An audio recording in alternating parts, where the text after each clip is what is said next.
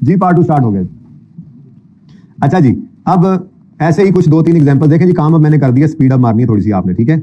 यानी कि अब मेरा दिल ये है कि हम ये पीपी ये आइए 16 से रिलेटेड मुमकिन तौर पर सारी एडजस्टमेंट्स मैं यहाँ पर इस एग्जांपल में करा दूं, जरा मुश्किल है, बट मैं ये कह सकता हूँ कि 90% नेचर की एडजस्टमेंट्स कर लेंगे, बाकी जो फिर उससे ऊपर आ जाएगी और वो सवालों में तो नई चीज आई जाती है, ठीक है। तो 90% तक कवर हो जाएगा। अगला मसला ऑल्टर ने क्या ढूंढा वो मैं आपको बताने लगूँ।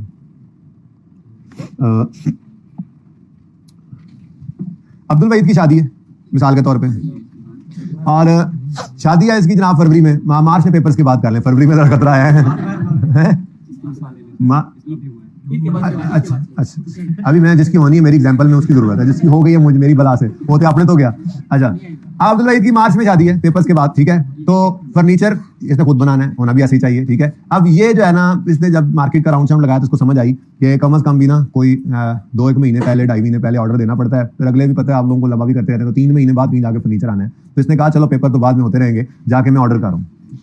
तो अब्दुल वहीद गया फर्नीचर वाले के पास। अब्दुल वहीद ने जाके फर्नीचर वाले को कहा कि जी मुझे ये चीजें, ये आइटम्स हैं, ये बनवाने हैं फर्नीचर के, मेरी शादी है। उसने कहा जी ठीक है, आप ऐसा करें, आप 30% एडवांस दे दें, बाकी इंशाल्लाह माल उठाते हुए ले लीजिएगा। अब जाहिर सी बात है, बिल्कुल खाली हाथ इसको भी नहीं जाने दे सकता कि बना दे चीज और ये ले लेना जाए, इसकी शादी का प्रोग्राम ही कैंसिल हो जाए, ठीक है। और सारे पैसे दे आए, वो आगे से फिर जब वो खजल किए जाए, तो दोनों ही फिर इस तरह सेफ रहते हैं। उसने कहा कि एडवांस दे दो, तो ये एडवांस पकड़ा आया। अब ये एडवांस पकड़ा के आया, आज क्या तारीख है जी, यकम 2 दिसंबर को ये एडवांस पकड़ा के आया, और उसने डेट दी थी जी आप आ जाइएगा 5 फरवरी को, छुट्टी वाला दिन है। हाँ, आप आ जाइएगा, नहीं 5 फरवरी को तो फिर तेरे पेपर होंगे उस्ताद, बहरहाल ठीक है चक्कर लगा लेना, छुट्टियां होंगी। 5 फरवरी को मैंने आपको फ्री किया FAIR 1 से। तो इसने कहा जी, उसने कहा कब आओगे, संडे है। इसने कहा जी मैं ना 5 फरवरी को आखिरी क्लास FAIR 1 की पढ़ के ना इंशाल्लाह डिजाइन भी तैयार कर रहे हैं, हो सकता है उस तक चला जाए, वैसे मेरा प्लान नहीं है इस तरह का, लेकिन चलो 5 फरवरी को मैं FAIR 1 की आखिरी क्लास पढ़ के ना आपके पास आऊंगा, अपना फर्नीचर चेक करूंगा, बाकी के पैसे जो है वो मैं आपको पकड़ा के अपना फर्नीचर उठा लूंगा। अब मेरा सवाल, आज जो ये लेट्स से खैर जो ना, आज जो ये 300 रुपए देकर आया, ठीक है, ये 300 रुपए एडवांस थे, 30% जितना भी था, इसकी एंट्री क्या होनी चाहिए, एडवांस फॉर शादी वाला फर्नीचर डेबिट कैश क्रेडिट। अब ईयर एंड भी आ जाए तो ये एडवांस इसके करंट एसेट नजर आएगा, advance to receive asset furniture in future इसकी किताबों में नजर आना चाहिए, ठीक है। लेकिन इसने घर आके अपने अकाउंटेंट को कहा, इससे छोटा मोटा काम भी करता है अल्हम्दुलिल्लाह, तो इसने वहां पे एक छोटा मुंशी बिठाया हुआ है, ठीक है। तो इसने उसको कहा कि यार ऐसे करके ना वो चेक लिख के दे के आया होगा उनको, उसने कहा यार ये चेक लिख देना, ये फर्नीचर के लिए मैंने पे किया। अब वो एरोप्लेन ने समझा कि शायद अब्दुल भाई साहब जो है वो फर्नीचर ले ही आए हैं, या जो भी था, उसने कहा, या उसकी इतनी ही नॉलेज होगी, तो उसने कहा यार फर्नीचर के लिए पैसे दिए हैं ना, तो एंट्री कर लो फर्नीचर डेबिट कैश क्रेडिट। अब ये गलत है सही, तो ये गलती हो सकती है। ये गलती हमारे इस एक्सीलेंट लिमिटेड में भी ऐसी हो गई कि जी एडवांस पेड फॉर फर्नीचर। अब ये एक्सीलेंट लिमिटेड की शादी नहीं है, बस वैसे ही इन्होंने फर्नीचर वैसे ही बनवाना होगा, एडवांस पेड फॉर, नहीं अब इनकी शादी नहीं, वो अब्दुल वहीद की किताबों में है, वो उससे जाके आप एंट्री सीख लेना फिर, ठीक है। Advance paid for furniture amounting to ₹300,000 on 2 December 24 was advance paid for furniture amounting to 3 lakh on 2 December 24 was debited to, was debited to, चलो अब समझा ही रहा हूँ, बाकी अंग्रेजी आप, was debited to furniture account, was debited to furniture account। हो सकता है फर्नीचर भी आ गया हो इसी दिन, इसी साल में आ गया, फिर तो मसला ही कोई नहीं है। लेकिन अगली लाइन ने क्या बताया, furniture will be delivered on 5 फरवरी, ये डिसाइड हुआ ना हमारा, 5 फरवरी 2025, ठीक है। तो भाई मसला सही कर लें फिर, होना क्या चाहिए था, ओ होना क्या चाहिए था, एडवांस डेबिट कैश क्रेडिट कितने से, 300 से, पर डन बाय अकाउंटेंट क्या हो गया, ओए अब फर्नीचर की बजाय पीपी कर लो ना यार, हैं वो पार्ट 2 शुरू कर लिया ना हमने, हैं मैंने ये बोला है पार्ट 2 स्टार्ट हो गया, ओके शुक्र है, इसमें मतलब दादा कुछ आगे निकल गए मसले में ना। तुझे तो हो ना, हाँ तो क्या कर दिया अकाउंटेंट ने, मैं वरीमा का अपने बच्चे का जाके हैं ख्यालों में जी, तो डन बाय अकाउंटेंट क्या कर गया अकाउंटेंट, ओ पीपी कर दूं, ओ पीपी को डेबिट कर गया, अल्लाह मर गए, पीपी को डेबिट कर गया। और कैश के बारे में चुप है, कैश तो उसको निकलता नजर आ जाता है वैसे भी, जितना वो अकाउंटेंट है ये उसे पता है कैश पे कर रहा है तो कैश क्रेडिट करना है, ठीक है। वैसे भी उसने क्या बोला, एडवांस पेड फॉर फर्नीचर जो अगले साल आना था वाज डेबिटेड, मैंने रॉन्गली लिखा है, बड़े हो गया, इतनी देर में बड़े हो चुके हैं आप, रॉन्गली आपको पता ये रॉन्ग है, ठीक है ना। तो वाज डेबिटेड ये गलत हुआ है ना, तो पीपी के बारे में वाज डेबिटेड टू पीपी तो उसने बता दिया, लेकिन अगली बात कैश के बारे में चुप है तो क्या अज्यूम करना है, कैश सही क्रेडिट हो गया, ठीक है। हाँ भाई करेक्शन पैरा खत्म हो गया जी, अब बस आगे चलना है, बस एडजस्टमेंट्स प्रैक्टिस और कुछ भी नहीं है, ये खत्म हो गया टॉपिक जी। बताएं जी, गलती सही कराएं जी। एडवांस एडवांस एडवांस डेबिट होना चाहिए था, एडवांस डेबिट नहीं हुआ तो एडवांस डेबिट कर लें। कैश क्रेडिट होना चाहिए था, हो गया, कुछ ना कीजिए। पीपी डेबिट होना था, नहीं हुआ, करिए। ओह सॉरी, पीपी डेबिट नहीं होना चाहिए था, I am sorry, PP debit नहीं होना चाहिए था, गलत डेबिट हो गया, गलत एसेट बना लिया, सही करने के लिए क्रेडिट कर लें, पीपीई क्रेडिट। लेकिन आपको पता है बदतमीज एसेट के अंदर जब कभी को मसला आए तो साथ में डेप्रिसिएशन पे भी असर पड़ता है। सवाल में रेट ना होता तो काम चल जाता, लेकिन सवाल में रेट गिवन है, देखो depreciation rate is 10% straight line method furniture के लिए, ठीक है, इस एडजस्टमेंट में है ना, तो इसी के लिए, ठीक है, मैं क्या हूं इसी के लिए, furniture is depreciated at the rate of 10% straight line, ठीक है, मैंने बोल दिया। मैं जब एग्जांपल आपको वो लिख के दूंगा ना, तो उसमें फिर मैं ये पूरा लिख दूंगा, ओके, अल्लाह के मुझे याद रहे। जी, तो अब लंबी कहानी, आखिरी बार कर रहा हूं, लंबी कहानी, एसेट रिकॉर्ड नहीं होना था, एक एसेट गलती से रिकॉर्ड हो गया, तो सही किया तो डेप्रिसिएशन भी तो गलती से रिकॉर्ड हो गई, तो उसे भी रिवर्स करना पड़ेगा। लंबी कहानी के बजाय रेक्टिफाइंग एंट्री में देखो, एसेट क्या हो रहा है, क्रेडिट मतलब कम, एसेट कम हो रहा है, डेप्रिसिएशन भी क्या होगी, कम। अच्छा, इत्तेफाक से दोनों एक जैसी एडजस्टमेंट, आई एम सॉरी है, चलें, तो एक्यूमुलेटेड डेप्रिसिएशन डेबिट और डेप्रिसिएशन एक्सपेंस क्रेडिट। अब अगली बात, ये 300 रुपए की ऊपर गलत डेप्शन चार्ज हुई है, 10% के हिसाब से हुई है, और किस दिन से किस दिन तक, ये देखो 2 दिसंबर, तो इसको आप 2 दिसंबर को यकम दिसंबर ही समझिए, ठीक है, जिस महीने के अंदर आता है ना उस महीने, खामोश तो उस महीने की पूरी डेप्शन ले लेते हैं, और जिस महीने में जाता है फिर उसकी नहीं लेते, ये वैसे नॉर्मल होता है, कभी बता दूंगा, पढ़ के वैसे आए होंगे आप, लेकिन चले छोड़े। तो एक महीने की डेप्रिसिएशन का मसला है, ये 2 की बजाय मैं 1 दिसंबर कर रहा हूँ यार, आप लोगों में से कुछ कोई मसला हो सकता है, फर्क तो कोई नहीं पड़ना था, लेकिन चलो फर्क वालों को फर्क पड़ जाता है जी। 1/12 बोले 2.5, ठीक है, सच। तो अब फुटे ना लैन लाला, मैं तुसी अपना काम हुन पहले करो, शाबाश, ये मेरा काम हो गया, हम तुसी करो, ये अगले दोनों काम आपने करने हैं, हरी आप, ये बिल्कुल एक जैसी एडजस्टमेंट होगी, मैं बहुत माजरत चाहता हूं, सोच के करो।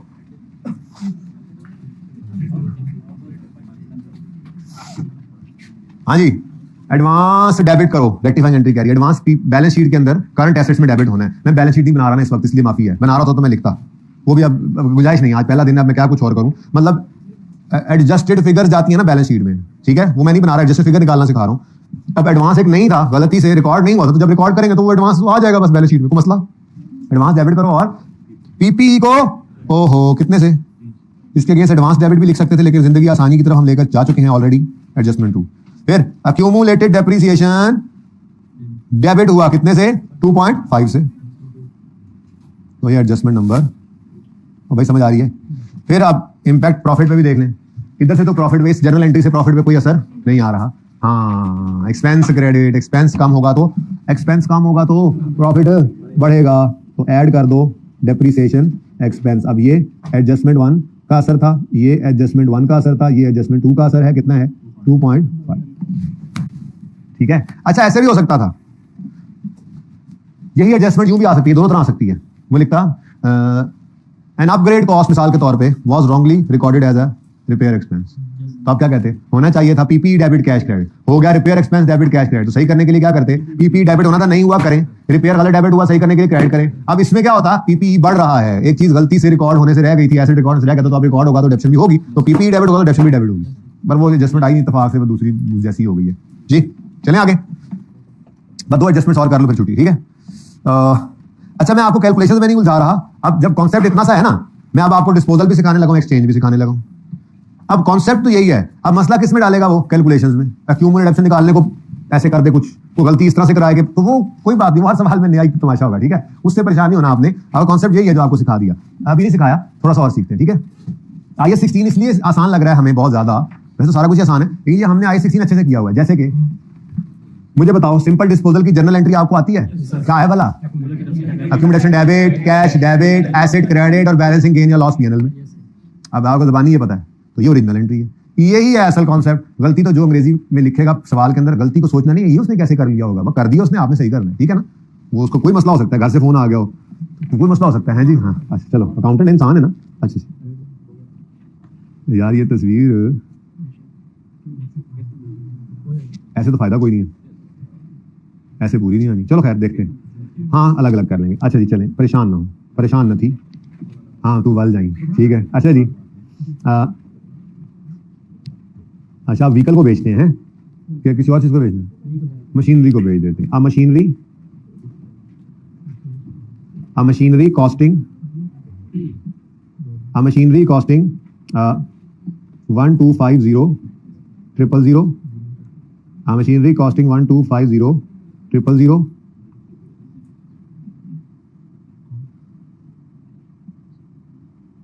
which was a machinery costing इतने,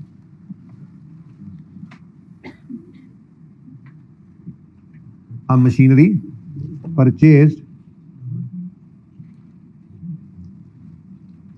on यकम मार्च 2018, a machinery purchased on यकम मार्च 2018 costing 1250 was sold for costing 1250, सवाल बन रहा है सवाल, 1250 was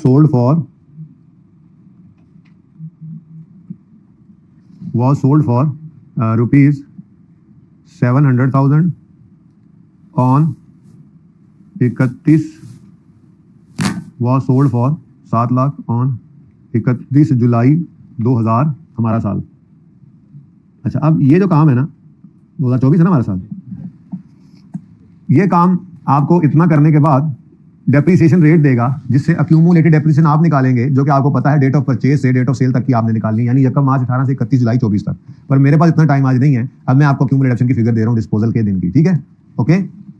तो accumulated depreciation on date of disposal is, अच्छा ये तो निकालना ही पड़ेगा वरना रेट देने आपको, तो आपने फिर मुझे पकड़ लेना है। स्ट्रेट लाइन निकाल ही लो यार, मुझे बता दो, लेकिन सवाल में गिवन होनी है। चलो अब नहीं है ठीक है, अब ये भी कर ही लेते हैं। फिर मेरा दिल था कि आज थोड़ा सा सुधार चुकाएंगे, लेकिन नहीं, आज सिर्फ यही करते हैं सुकून से, फिर ठीक है। यही तो मसला है ना, नए टॉपिक को हाथ लगा बैठूं मैं, फिर बस मुझसे कुछ और होता ही नहीं जी। इस पर 10% करना है, 12% करना है, क्या करना है, 15% कर लें, ठीक है, 15% करें, मजा आए थोड़ा सा। 5, 10, 15 है जी, अपना सवाल मजे ही मजे, अपने सवाल के यही तो मजे।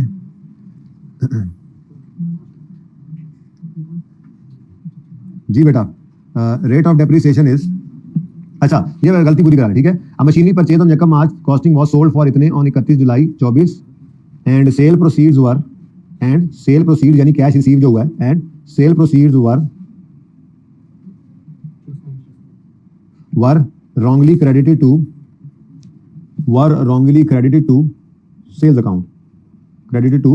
sales account, कोई एरोप्लेन बैठा था अकाउंटेंट, हमने कहा जी एसेट बिक गया, हमने कहा बिक गया मतलब सेल, तो कैश डेबिट सेल क्रेडिट। जिंदगी आसान है जी, आपने इतना खप के डिस्पोजल सीखा था 3-4 दिन में, याद है? तो वो क्या कह रहा है, बिक गया asset cash debit cell credit. बहरहाल ये गलती तो बात की बात है बेटा, मैंने आपसे अर्ज किया ना कि ये गलती है। रॉन्ग एंट्री को हमेशा अपने बाद में देखना है, पहले ओरिजिनल एंट्री को ध्यान से कर लेना है। तो ओरिजिनल एंट्री सुकून से करेंगे, फिर देखते हैं उसने क्या चवल मारी है। ओके, वाज क्रेडिटेड टू, अच्छा जी। Rate of depreciation is on machinery is 12%, फिर 15 किया, 15 कर लो, 15% स्ट्रेट लाइन है, ठीक है जी, 15%। अभी मैं रिड्यूसिंग बैलेंस में नहीं जा रहा, वो भी होगा सवालों में। अब ये फिर मैंने कहा चलो अब आप लोग कर ही लें थोड़ी सी कैलकुलेशन, ठीक है जी। अब सबसे पहले क्या करना है आपने, अक्यूमुलेटेड। अब देखो मैंने इसके ऊपर क्या लिखा हुआ है, ये वर्किंग है, वर्किंग है तो वर्किंग करते जाओ। यहीं पर वर्किंग की जरूरत पड़े तो इस एडजस्टमेंट के बाद वर्किंग करो, ठीक है। रॉन्ग में जरूरत पड़े वर्किंग करो, ये तो आपका अगला सफा है रफ वर्किंग वाला। वहां से ओरिजिनल रॉन्ग को देखते हुए अपने मेन सफे पे साफ सुथरी सी एंट्री करनी है, रेक्टिफाइंग की। ये अकेली होगी, आपको मैंने बता दिया पर्चे में आपने कैसे चलना है, ठीक है। गंद मारे अपने सफे पे दूसरे सफे पे, मैंने जहां से वर्किंग मिल रही है इधर करो, उधर करो, इधर से लाफ उधर से लाफ, बस फिगर निकालनी है, वर्किंग करनी करें खुला डुला, ठीक है। होते हैं बेटा, तो गंद मारना तो ऐसे है कि नजर आए अगले को कि लिखा क्या हुआ है, मतलब कि फूल बूटे बनाने होती है, मतलब तेजी से इस वर्किंग वाले सफे के ऊपर काम करें। यहां से जब ये दोनों चीजें निकल आए फुल फ्लैज, तो यहां से देखकर रेक्टिफाइंग एंट्री लिखना कोई मसला है नहीं, ठीक है।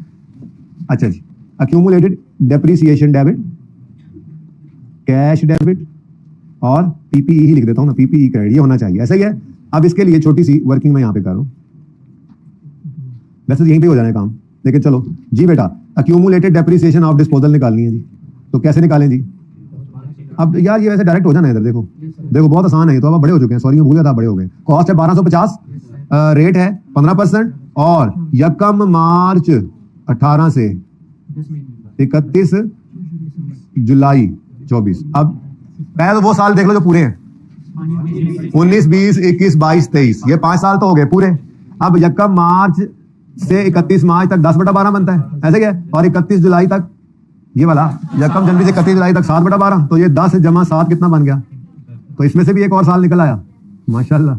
देखो ना, देखो देखो देखो, आप चलो यूं कर लिया करो। चलो खैर, एक छोटी सी वर्किंग चल यहीं पे करो, यहीं पे छोटी सी वर्किंग यहाँ पे कर लेते हैं। ये हमने जहाँ पे गाना मारना था, ठीक है। तो पहले साल में कितना? 10/12, ये हो गया जनाब 18, 19, 20, 21, 22, 23, 24 में जी टोटल क्यों बेटा? तो 31 जुलाई तक, जुलाई का महीना आएगा। नहीं बेटा, ये 7/12 ये मैंने 24 पे तो लिखा है। फिर देखो गिनती कर लेते हैं। 18 में एसेट आया, 18, 19, 20, 21, 22, 23, 24, ठीक है जी। 6.4 बस ठीक है, 4 ये 6 अच्छा जी, इसमें कोई वैसे फर्क नहीं पड़ता है। 6.42 ठीक है। अब ये 6.42 आपने यहाँ पे, अब बताओ जी कितना है जी? एसेट कितना था? 1250 रुपए का एसेट है, और उस पर जब आपने कितने परसेंट? 15% लगाया, तो ये आ गई 1 साल की डेप्रीसिएशन। उसको आपने किया 6.42 से मल्टीप्लाई, तो आंसर क्या आता है? अच्छा, आप परेशान हो रहे होगे, तो ये जरा यहाँ पे अलग ही कर लेता हूँ वर्किंग में जी। एक्यूमुलेटेड डेप्रीसिएशन कैसे निकलेगी जी? 1250 इंटू 15% इंटू 6.42, ठीक है जी। क्या आंसर आया? 1200। क्या मतलब इतना डेप्रिशिएट हो गया? ओह, फिर जरा इसका प्रॉफिट जरा कम ना कर। वॉज सोल्ड फॉर 150 रुपये को प्रॉफिट आना चाहिए, लेकिन ठीक है, जज्बाती हो गया था पहले में। अच्छा जी, अब ये प्रोडक्शन की वर्किंग हो गई, तो ये वर्किंग छोटी सी, आप आराम से वर्किंग करें, ठीक है। वर्किंग से फिगर उठाएं, उठाकर यहाँ पे लिख दें। वर्किंग 1 कह दें जिसको, वर्किंग 1 हमने पहली वर्किंग आज ये की है जी। बोलो, 1204 से एक्यूमुलेटेड डेप्रिसिएशन अकाउंट डेबिट हो गया, पीपीई 1250 से क्रेडिट हो गया, कैश कितना आया जी? 150, और बताओ जी 104 का गेन आ गया। 104 पीएनएल में ले जाओ, ये बैलेंसिंग है और ये गेन है, ठीक है। जरा गेन निकलवाया मैंने कहा, प्रॉफिट बहुत नीचे चला गया ना पहली 60 तो बाद। अच्छा जी बेटा, अब ये तो हमने बताया कि ये होना चाहिए था मोहतरमी और मुकरमी, लेकिन वो क्या कह रहे हैं? The sale proceeds, sale proceeds कहते हैं नहीं, सेल प्रोसीड्स कहते हैं जो कैश आया है। ये पहले डिस्पोजल के सवाल में ये लफ्ज लिखा था और फिर कई बार बोला भी था। द सेल प्रोसीड्स यानी कैश रिसीव वाज रॉन्गली, तो सेल प्रोसीड्स यानी जो कैश आया है, कितना कैश आया? 150, उसको रॉन्गली क्या कर दिया उन्होंने? क्रेडिट कर दिया है कहां पर? सेल्स पर। तो सेल्स को क्रेडिट कर दिया 150 से। अब जिस बारे में चुप है वो क्या है? कैश। तो कैश के बारे में वैसे भी मैंने आपका गलती अकाउंटेंट कम ही करता है। बहरहाल कैश डेबिट, सेल्स क्रेडिट, ये जनाब रॉन्ग उसने किया जो डन बाय अकाउंटेंट जी। समझ आती है बात? बोलो। अच्छा, अब गलती को सही कर लें, स्टेप बाय स्टेप चलते जाएं। एक्यूमुलेटेड डेबिट होना था, नहीं हुआ, बोलो तो कर लो भाई। मरने वाले क्यों हो गए? मुश्किल लग रहा है आपको ये काम जी? कितने थे? 1204 से। समझ आती है? स्टेप बाय स्टेप चलते जाओ, ऐसे हर एक चीज को टिक करना है, आगे नहीं जाना वरना। कैश डेबिट होना था, हो गया, कुछ ना कीजिए। पीएनएल क्रेडिट होना था, नहीं हुआ पड़ा, तो कर लीजिए पीएनएल क्रेडिट 104 से। अच्छा जी, अच्छा आपने एक लाइन ऊपर छोड़ दिया करें वैसे एंट्री के टॉप पे, ताकि पॉइंट पे डेबिट वाली चीज निकल आए तो आप लिख लें, मैं तो पहले कर लूंगा, ठीक है। तो एंट्री करते एक लाइन छोड़ दिया करें वरना भी रुक जाए। अच्छा नेक्स्ट, पीपीई क्रेडिट होना चाहिए था, नहीं हुआ तो कीजिए। ये क्या था यार, क्यों मिट गया? पीएनएल था ना जी, 104। हाँ जी, पीपीई क्रेडिट नहीं हुआ तो पीपीई को क्रेडिट कर लें 1250। सेल्स क्रेडिट हो गई 150 से। क्या सही क्रेडिट हुई है? गलत हुई है, तो सही करने के लिए इसको डेबिट कर लें 150 से। अब मुझे बताएं, क्या रेक्टिफाइंग एंट्री में डेबिट और क्रेडिट बराबर है? बोले, अगर रेक्टिफाइंग एंट्री में डेबिट और क्रेडिट बराबर है तो मतलब आपने रेक्टिफाइंग एंट्री सही की है। चेक कर लें, बराबर है ना? सुभान अल्लाह। लेकिन मसला वहीं का वहीं है, मसला वहीं का वहीं है। अगर ये बदतमीज क्रेडिट हो गया है यानी एसेट छिड़ गया है, तो डेप्रीसिएशन भी छिड़ गई है, ठीक है। और यार तीनों ही कम वाले आ गए यार। वैसे अब ये चलो कोई नहीं, आपको बता तो दिया ना मैंने। अब मेरी एग्जांपल है, बनती जा रही है, मुझे पता बाद में लग रहा है फिर, ठीक है। एनीवेज एक दिन बढ़ भी जाएगा। तो पीपीई क्या हो रहा है? क्रेडिट मतलब कम, एसेट देखो ना, इसने सिरे से एक डिस्पोजल रिकॉर्ड ही नहीं किया। अगर आप गौर फरमाएं तो बहुत ही लंबी चौड़ी कहानी थी। एक्यूमुलेशन हम डेबिट किया करते थे, एसेट क्रेडिट किया करते थे। ये तो पता नहीं लगता कि ये पीआरसी में भी जो है ना, इस बच्चे ने ये फेल हो गया था और फिर इसने जाके अकाउंटेंट बन गया, वहां पे पास भी नहीं हुआ था। इसको पता ही नहीं है डिस्पोजल की एंट्री क्या होती है।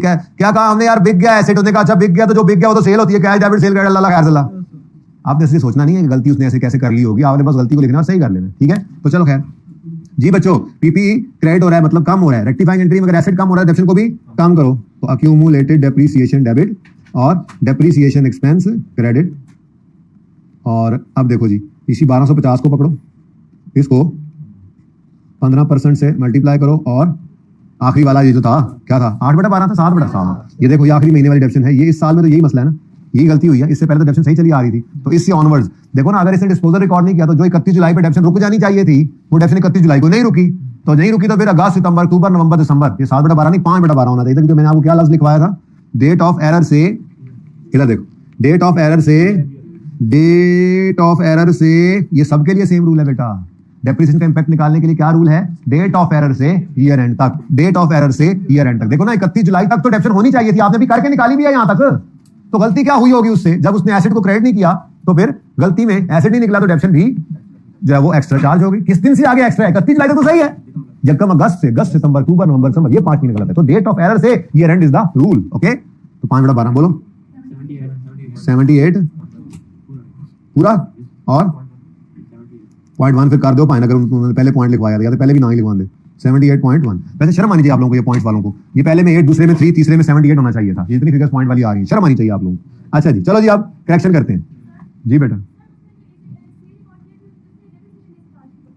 बेटा चार्ज उसने चार्ज इस तरह से क्यों कि एक एसेट उसके पास आ रहा था, ओपनिंग में पड़ा होगा, क्लोजिंग तक पड़ा रहा होगा, कैसे चार्ज की होगी बेटा? किसको सेल किया है? ये सेल्स, गुड्स की सेल्स हैं।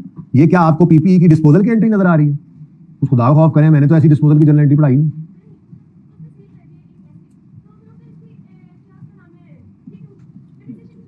बेटा उसने सेल जो किया है वो तो मैंने सेल किया, वैसे मेरे अकाउंटेंट की चवल है ये, लेकिन चले मेरे अकाउंटेंट ने जो एसेट सेल हुआ है उसको किताबों से निकाल दिया है, वो यूं बताएं बेटा। किताबों से एसेट कब डी रिकॉग्नाइज होगा? डिस्पोजल में यही तो पढ़ाया था कि जब आप उस एसेट को किताबों से निकालेंगे, कैसे? उसकी कॉस्ट एसेट अकाउंट में से निकल जाएगी और उसकी एक्यूमुलेशन अकाउंट में से निकल जाएगी, तो ये एसेट डी रिकॉग्नाइज हो गया। लेकिन इस एंट्री में आपको कहीं एसेट हिट होता नजर आ रहा है? ये गुड्स की सेल वाली एंट्री है बेटा, तो उसने चवल मारी है, उसने एसेट किताबों से नहीं निकाला। अब देखो ना, हम अगर अज्यूमिंग किताबों से निकला ही नहीं, उस एसेट अकाउंट को छेड़ा ही नहीं मैंने इस एंट्री में, जान के ये वाली एंट्री रखी, इसमें एसेट भी हिट हो सकता था, लेकिन उसमें फिर डिफरेंशियल इंपैक्ट निकालना पड़ता है। खैर छोड़ें उसको।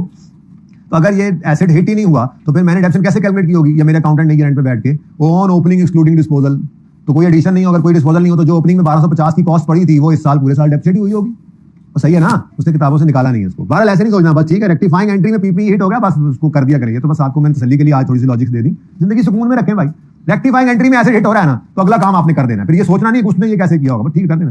लेकिन अगर आप कहेंगे तो हम सोच भी लिया करेंगे, आप पूछेंगे तो बता दिया करूंगा, लेकिन फायदा कोई नहीं इसका। हाँ भाई शुरू करो भाई, काम मुक गया, अब क्लास लेक्चर मुक गया तो काम नहीं मुका जी। अक्यूमुलेटेड डेप्रिसिएशन ये ज्यादा नहीं होगी उस्ताद, अक्यूमुलेशन खत्म होने जा रही है, इस एसेट को थोड़ा कम ना कर लें?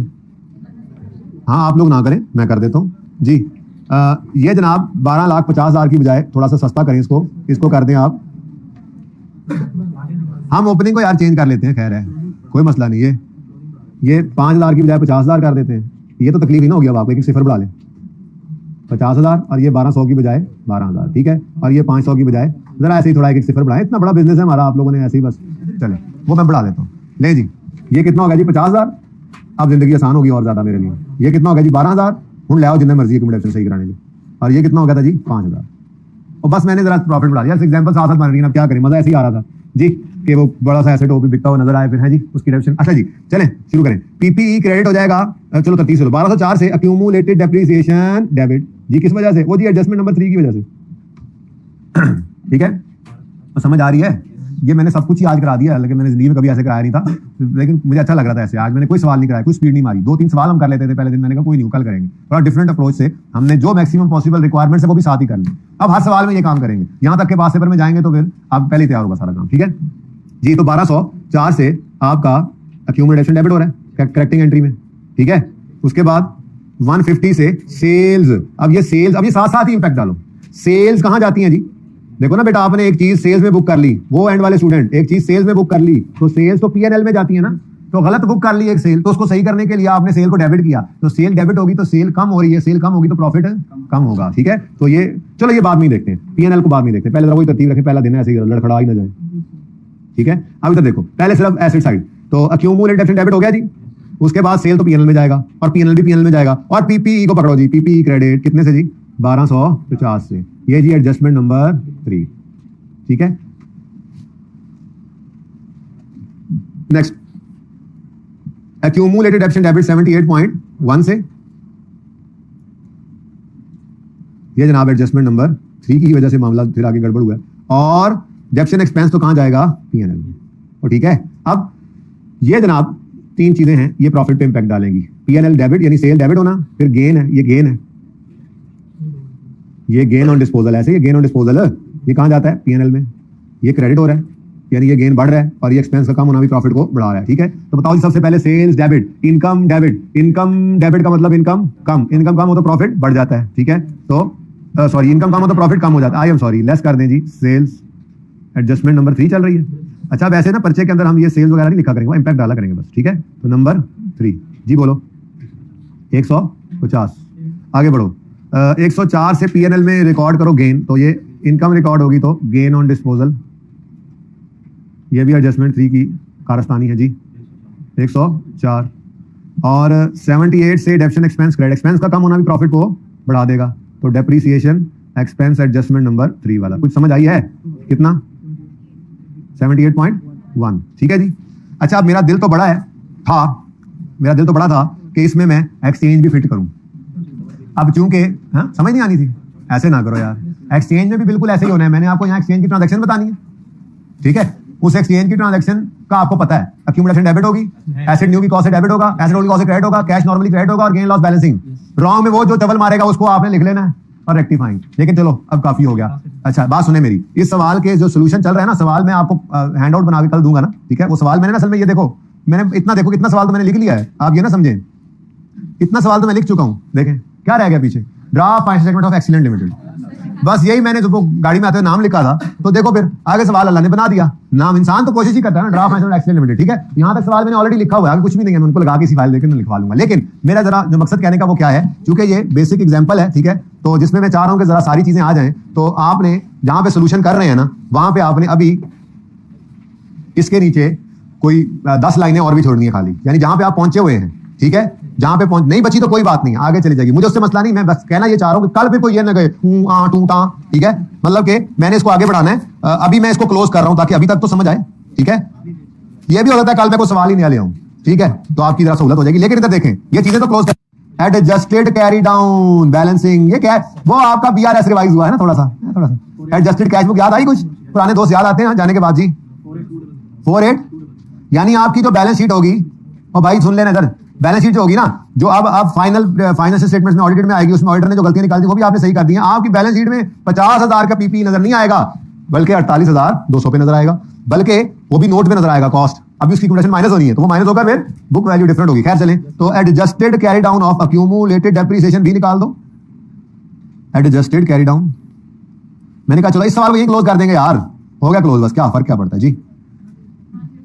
10707 बस एग्जैक्ट हो गया। पॉइंट 1 भी लिखवाओ ना, फिर पहले पॉइंट नीचे चढ़ जाते। ठीक है, तो अब कैसे फिर छोड़ दें हम पॉइंट जी। नंबर बड़ा अच्छा आया जी, 10707070707 पेडा में हारन बजा रहे हैं। अच्छा जी, अच्छा बच्चों, अब एक और चीज भी सही हो गई, वो है हमारा प्रॉफिट। तो मैंने बढ़ाना हुआ तो बढ़ा लूंगा इसको, आपने चलो अब चूंकि आपने भी क्लोज कर दिया उन्हें, देखते हैं। बहरहाल मेरे दिल की बात है, कल मैं बताऊंगा फिर दिल में क्या था मेरे कल जी। अब देखो ये कौन सा प्रॉफिट होगा, एडजस्टेड प्रॉफिट, कितना जी, 4792.9। अब देखो ना, ये पॉइंट्स वालों ने खज्जल किया मुझे। ठीक है, तो यहाँ पे रिक्वायरमेंट क्या फिर डल जाएगी जी। अभी मैं रिक्वायरमेंट इसकी डाल दूंगा सवाल में। ठीक है, रिक्वायर्ड है ए पार्ट, ये देखो हमने सवाल पहले किया, रिक्वायरमेंट हम बाद में डाल देते हैं। बहुत तेज हो गए आप लोग भी, बड़े होते जा रहे हैं जी। प्रिपेयर रेक्टिफाइंग एंट्रीज, इनको एडजस्टिंग एंट्रीज भी कहते हैं, करेक्टिंग एंट्रीज भी कहते हैं। Prepare correcting entries of above transactions. Requirement B, prepare adjusted PPE and accumulated depreciation account. और सी रिक्वायरमेंट थी, कैलकुलेट एडजस्टेड नेट प्रॉफिट। ठीक है, ये जनाब हमारा सवाल है। ये जनाब पहले सवाल देख लें, सिर्फ सवाल की पहले पिक्चर ले लें। आइडिया हो रहा है थोड़ा सा कि किस तरह से ये टॉपिक चला करेगा? ठीक है, चलो अभी होमवर्क भी लेना है और अभी कुछ और करना है। अभी आप 5, 7, 10 मिनट ये इलीगल वाले बड़े कीमती, मुझे बड़े अच्छे लगते हैं। ठीक है, और टाइम से आना शुरू कर देंगे आप लोग तो फिर मैं नहीं लिया करूंगा ये टाइम। ठहर जाओ यार, वो बच्चे तस्वीर खींच लें पहले, ये सब कुछ सबको छाड़ना थे पहले ताड़े वाल। ये सवाल की टेंशन ना लेना, मैं आपको भिजवा देता हूँ। आपने वैसे भी नोट किया 7 सवाल को बाय द वे, लेकिन ये अभी आपको हैंडआउट में आज नहीं भी आएगा तो कल जब हैंडआउट मिलेगा तो उस हैंडआउट के अंदर सबसे पहले यही सवाल होगा। ठीक है, आपको इसकी जरूरत है असल में। ये लिख यहाँ पे सामने रख के ना मैं तो चला जाता हूँ। इधर से जिसकी तस्वीर नहीं आए मुझे बता दें, 5 रुपए लगेंगे, मैं तस्वीर खींच लूंगा। नहीं सही आ रही है ना तस्वीर? चलिए थोड़ा आइडिया हुआ जी करेक्शन ऑफ एरर का। मजे का टॉपिक है ना, लोग पता नहीं क्यों नहीं मजे का।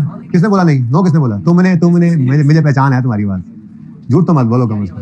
हाँ, मुझे नहीं पता तुम्हारी आवाज का। सच बोलना चाहिए, सच में निजात है। झूठ हलाक करता है। तुम्हें हलाक कर दिया ना इसने। तुम कहते यस सर, मैं कहता कोई नहीं बेटा, क्यों क्या मसला हो गया, क्या बेइज्जत तू ऐसे। भाई कह रहे हैं अगर हम एसेट अकाउंट बुक वैल्यू बना रहे थे तो ज्यादा जिंदगी आसान होती। हमें अक्यूमुलेटेड डेप्रिसिएशन का अकाउंट बनाना ही नहीं था और हमें ये वाली एंट्री भी पीपीई को डाल देनी थी। बल्कि मैं कल से इंशाल्लाह इसी तरफ चल पड़ूं शायद कि करेक्शन ऑफ एरर का टॉपिक हो, इधर ना भी हो तो आईएस 8 में ये जरूर करवाऊंगा कि करेक्शन ऑफ एरर करनी हो या जो भी काम हो, आपने डेप्रिसिएशन का इंपैक्ट भी एसेट को ही डालना है। यानी डेप्रिसिएशन का बढ़ना, ओ भाई डेप्रिसिएशन का अपनी तुमने अलग से मतलब रिक्शा चलाया होता है यार जी। डेप्रिसिएशन का बढ़ना एसेट को कम करता है ना, तो डेप्रिसिएशन बढ़ने की एंट्री क्या है? Depreciation expense debit accumulated depreciation credit. अब ये एसेट की कमी को अलग अकाउंट में रखा, उसकी बजाय एसेट में भी क्रेडिट कर सकते हैं। ऐसे ही रिवर्सल में डेप्रिसिएशन कम हो रही है तो डेप्रिसिएशन कम होना एसेट को बढ़ाता है, तो एसेट बढ़ाने की entry accumulated depreciation debit depreciation expense credit है ना। तो अगर आप इसी को एसेट में डेबिट करने बात तो वही है। तो ये जब जरूरत पड़ेगी मैं इसको करवा दूंगा कि हमने इसको अलग रखना ही नहीं है। लेकिन फिलहाल चूंकि सीखने का जमाना चल रहा है तो सीखने का जमाना तो ऐसे ही होगा। ठीक है, इसमें थोड़ा सा कॉन्सेप्चुअली चीजों को लेकर चलें। ये सही मेरा दुश्मन बना है, मेरा गोडा जो है ना फारिग करा देना।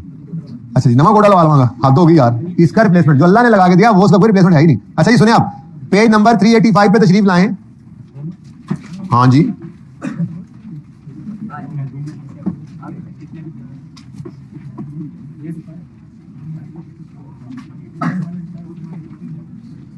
अब मैं आपके साथ आज थोड़ा सा ना ज्यादती करके भेजूंगा आपको, जिसमें सुने जिसमें से क्वेश्चन 10 कोई ज्यादती नहीं है, क्वेश्चन 11 हल्की सी है, लेकिन जब आप देखेंगे तो ये भी क्वेश्चन 10 जैसा ही निकलेगा।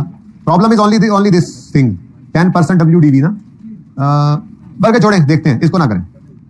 10 कर लिया, उसके बाद 12 कर लिया, ठीक है, अगर दोनों यार तो 10 और 12 कर लें बस, और इस सवाल को दोबारा कर लीजिएगा। ठीक है, अभी छुट्टी नहीं दी मैंने। ठीक है, करेक्शन ऑफ एरर तो होता है यहाँ पे हमारा खत्म। ठीक है, अब आ जाए जरा इससे पिछला टॉपिक, बल्कि सवाल लिखवाने वाली बात चल रही थी। आपको टर्म टेस्ट मिल गया था भाई? उन्हें कहो टर्म, अगर कल हफ्ते से कॉपी अगर होने शुरू हुए थे, हो गए हैं तो अभी ले आए। अब कल फिर मैं इनको सवाल तो लिखवा सकूंगा, तब तक आप लोग आ जाएं फिर IAS 20 पे। IAS 20 के MCQs हो गए थे? IAS 20 में कुछ रह तो नहीं गया है? कोई तो बता दें, नहीं तो फिर 23 पे तशरीफ लें। इसके MCQs रहते थे ना, थोड़े से जल्दी करें।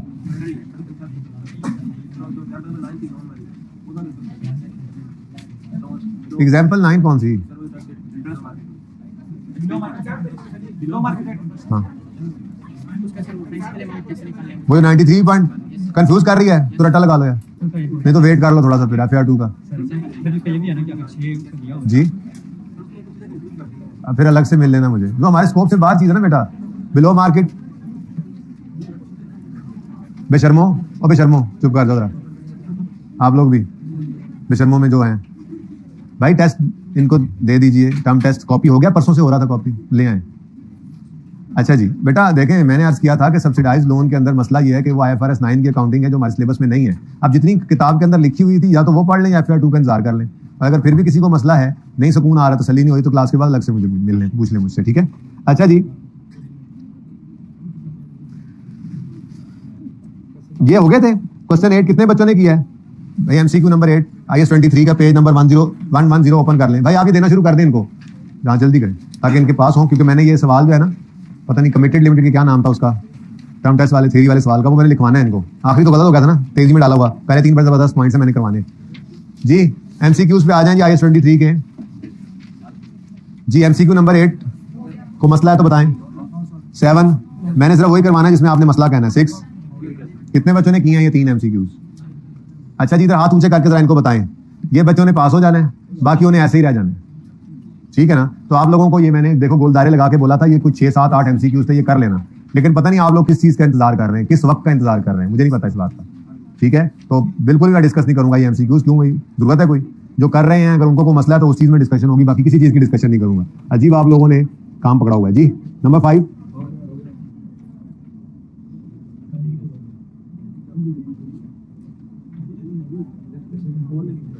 जी, 5 हो गया। कितने बच्चों ने किया ये 5? जरा मुझे तसल्ली हो जाए, कोई 2-4 हो तो सही, कम से कम पास होने वालों की शक्लें भी देखता रहूं मैं साथ साथ। अच्छा जी, 4 में क्या मसला है? एन एंटिटी, किसको मसला है? An entity decided that not all the funds raised were needed immediately and temporarily invested some of the funds for 1 month before construction started, earning 40,000 interest. How should 40,000 be accounted for in financial statements? Net of the amount kept lies in PPE. Net of the amount kept lies in PPE. मुझे तो ये सही लग रहा है। अगली बात मैं तो नहीं। Taken to profit and loss as investment income नहीं, taken as OCI नहीं, deducted from outstanding loan नहीं। बेटा मुझे एक बात बताओ, ये तो बड़ा सादा सा एमसीक्यू था यार, सादा चीज।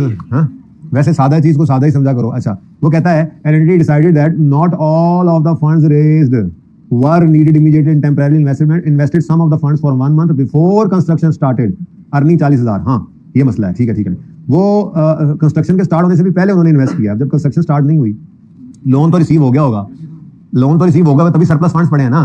ठीक है, शायद पेमेंट भी होगी। हमें इससे क्या, तीनों चीजों का यस होना जरूरी है ना। अब बोलो, तो फिर कंस्ट्रक्शन स्टार्ट नहीं हुई तो कैपिटलाइजेशन भी नहीं होती, तो ये काम भी नहीं होता। अब अगली बात, ओसीआई में नहीं जाना, डिडक्टेड फ्रॉम आउटस्टैंडिंग लोन कभी नहीं होना, तो फिर ये हो जाएगा। ये जो बिफोर है ना, बिफोर ये फंड तो रेज हो चुके हैं, फंड रेज हुए तो पैसे पड़े हैं, फिर पेमेंट भी हो गई। हमें से क्या, हमने वो जो कमेंसमेंट का रूल लिखा हुआ था उसमें लेटर ऑफ तीनों, यानी कि तीनों में से जो सबसे आखिर में हो। तो अगर अभी कंस्ट्रक्शन स्टार्ट नहीं हुई, पहले दोनों काम हो भी गए होंगे, तो कंस्ट्रक्शन स्टार्ट नहीं हुई तो कैपिटलाइजेशन तो कमेंस नहीं हुई, तो फिर माइनस होना भी स्टार्ट नहीं होगा। इससे पहले का इंटरेस्ट भी पीएनएल में एक्सपेंस, और इससे पहले वाली इनकम भी पीएनएल में इनकम। ठीक है, डी सही है। अच्छा, 3 में को मसला, 2 में किसने किया? 3 और 2। 1 किसने किया है? 1 को मैं पढ़ाऊंगा जरा, ऐसे तो मजा आते हैं पढ़ाने वाले। Which two of the following said below regarding I-23 are correct? Borrowing costs must be capitalized if they are directly attributable to qualifying asset. Borrowing costs should cease to be capitalized once later substantially complete. ये भी सही लग रहा है। Borrowing costs must be capitalized if they are directly attributable, नहीं।